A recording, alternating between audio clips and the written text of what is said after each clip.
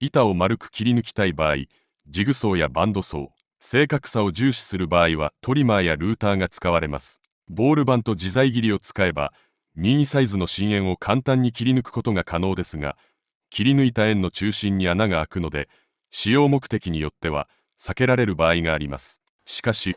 自在切りのセンタードリルを取り外して穴あけ加工すると、任意のサイズの円を簡単に切り抜くことができます。ただし、メーカーが推奨している使い方ではないので、自己責任となります。安全に自在切りで切り抜きたい場合は、神沢鉄工が販売している自由錐O型、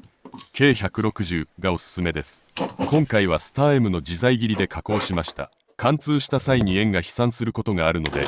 周りに人がいないか注意し、自身の顔面もフェイスガードで守ります。